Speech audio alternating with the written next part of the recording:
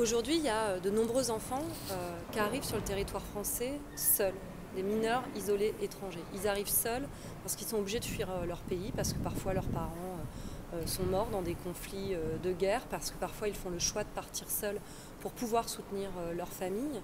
Et donc, aujourd'hui, en France, le statut de mineur isolé étranger leur est souvent confisqué. On retarde, l'administration retarde et les gouvernements ne s'attellent pas à cette question, retardent la reconnaissance du statut de mineur isolé étranger, ce qui fait qu'ils ne sont pas scolarisés, qu'ils sont parfois hébergés dans des hôtels d'hébergement d'urgence, qu'ils sont livrés à eux-mêmes et que donc ils sont parfois et dans de nombreux cas malheureusement des proies pour la délinquance, pour la prostitution également.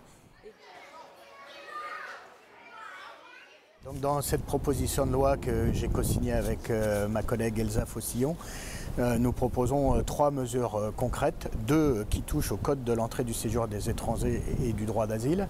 La première qui consiste à interdire tout placement en zone d'attente des mineurs qui arrivent sur notre territoire. La deuxième mesure vise à empêcher tout placement en centre de rétention de mineurs ou de familles ayant des mineurs avec eux de façon à les protéger. Et enfin, une troisième mesure qui, elle, touche au Code civil, c'est d'interdire les tests osseux, les tests dentaires ou les tests de maturité pubertaire. Lorsqu'on prend l'histoire de la France, l'apport des hommes et des femmes venus de l'étranger, fuyant la guerre civile, fuyant les difficultés économiques, a été d'une très grande richesse. Aujourd'hui encore, on pense à comment des régions comme l'Est ou le Nord ont vu un développement industriel grâce à l'apport de ces hommes et ces femmes.